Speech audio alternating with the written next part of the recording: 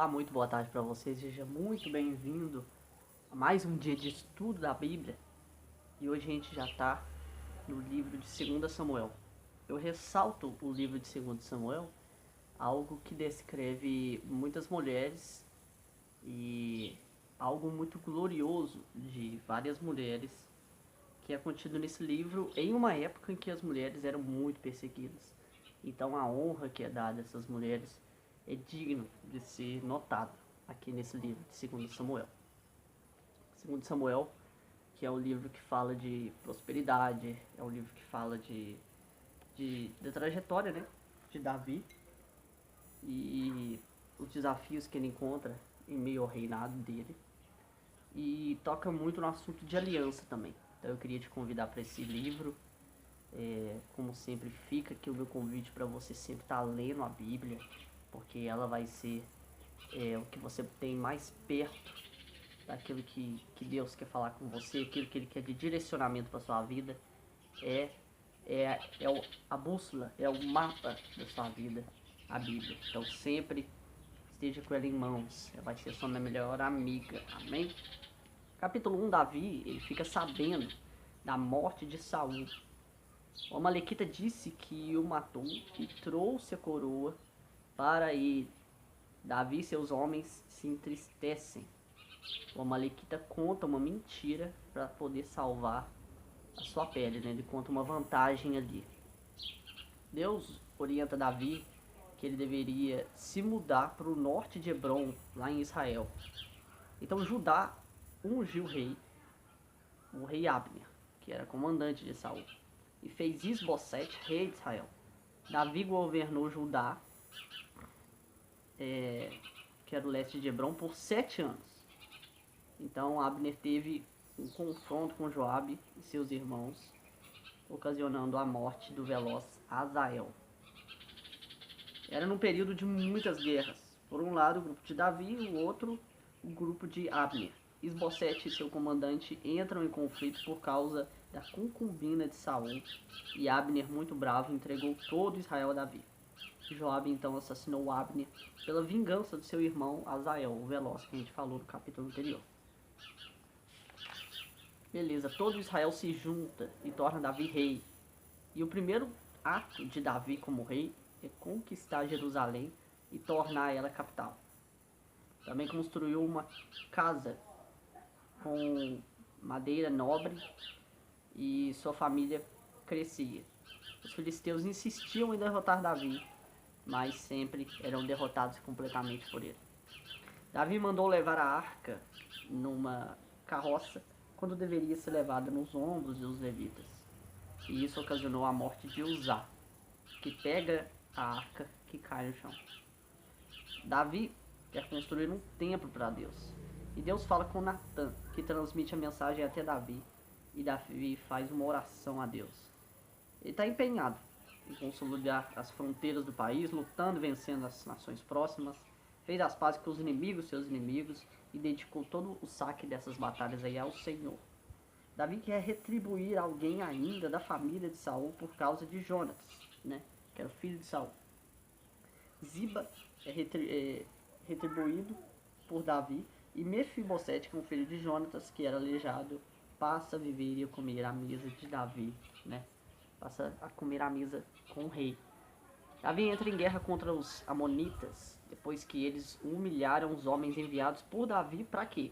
Para expressar sua solidariedade após a morte do rei deles. Os amonitas contrataram soldados arameus para ajudá-los, mas são derrotados pelo exército de Israel liderado por Joabe e seu irmão Abisai. Davi, aqui começa o erro de Davi. Davi ele comete adultério com Batseba e mata Urias. Isso mostra o quê? Que ninguém é tão forte que não mostre o quê? Fragilidade. Você pode ver que os personagens da Bíblia sempre caíram, sempre pecaram, né? Pois todos são humanos, mas você não vê, na maioria desses grandes homens da fé, eles fazerem isso de novo, eles se arrependem. Você não vê Davi cometendo um adultério de novo.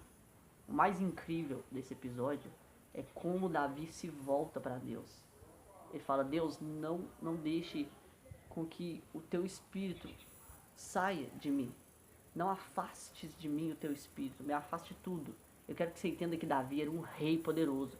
Tudo que nesse mundo, qualquer pessoa quer, riqueza, glória, fama, mulheres, tudo que você imaginar, Davi ele tinha. Ele podia casar com qualquer uma. Ele podia comprar o que ele queria. Ele era poderoso em batalhas e vitórias, vencia tudo. Ele era aclamado pelo povo de Israel, né? E na oração dele, quando ele erra, ele fala: Deus, tira isso tudo se for da tua vontade. Só não tira o teu espírito. Ele percebeu que tudo o que ele precisava é o que hoje em dia muita gente não tem. Sabe quando uma pessoa tem tudo, é rica, mas falta um buraco? Quando você vê famosos e pessoas ricas se suicidando e falando direto que, olha, falta alguma coisa. Aí você quer algo que você mais quer. O que você mais quer? Você quer uma casa própria? Você quer um emprego? Aí você consegue e fala: não, consegui. Quando eu falei que quando eu conseguisse isso eu ia ser feliz. Mas e se eu tiver um prédio? Eu quero ter um prédio. Aí você luta e consegue esse prédio. Aí você fala: não, eu falei que quando eu ia ter esse prédio eu ia ser feliz. Mas ainda não tô, então eu quero. E você sempre quer algo a mais. Sabe por quê? Porque esse vazio é sua alma. Tá faltando espaço no seu coração. Tá faltando o Espírito Santo de Deus. Jesus, ele quer morar no seu coração. E Davi entendeu isso. Ele se arrependeu e se arrepender não cometer mais, né? Você vê no capítulo 12 aqui, ó, Natan repreende Davi, ele propõe aquele dilema, né? E diz que é ele o homem. Então Davi se arrepende. E olha, Deus perdoa. Mas ele diz que o filho dele morrerá. Então Davi jejua e ora por dias. O menino infelizmente morre. Davi se levanta, come, né? Acabou o luto. E aí ele tem outro filho a quem Deus abençoa. Quem que é esse outro filho? Salomão. Amnon, ele estupra sua meia-irmã Tamar. Após o ato, ele se sente mal e a dispersa da casa.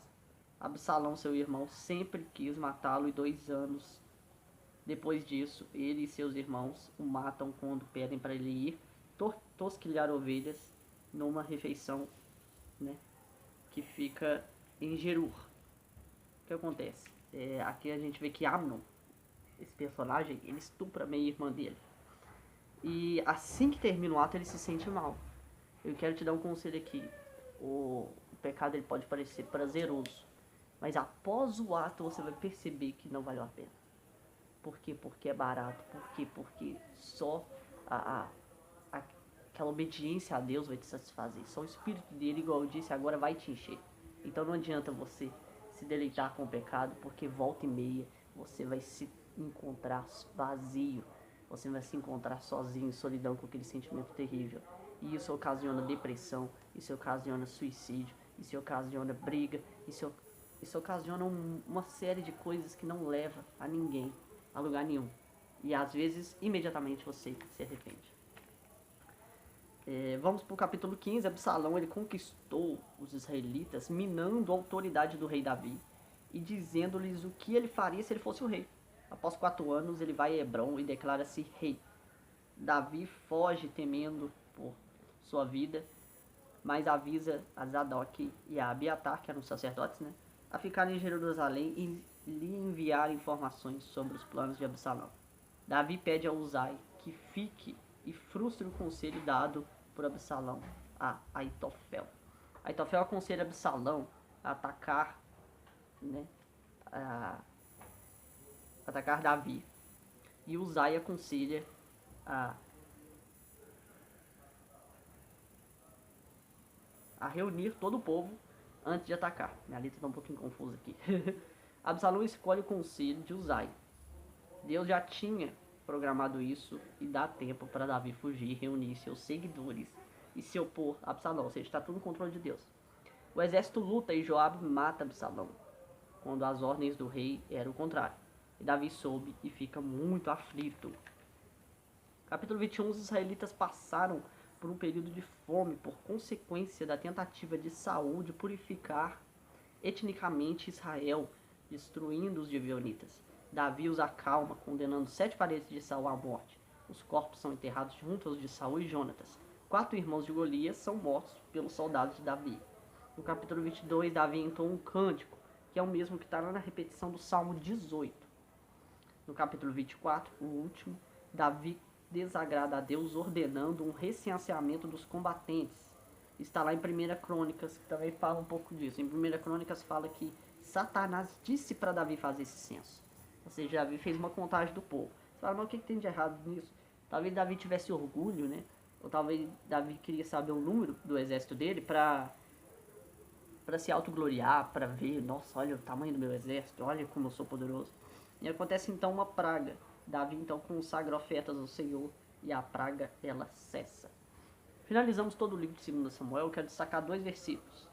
Do capítulo 22, verso 31, que diz: Este é o Deus cujo caminho é perfeito, a palavra do Senhor é comprovadamente genuína. Ele é o escudo para todos os que nele se refugiam. No mesmo capítulo 22, versículo 33, diz: É Deus quem se reveste de força e torna perfeito o meu caminho. Torna perfeito o seu caminho. Amém?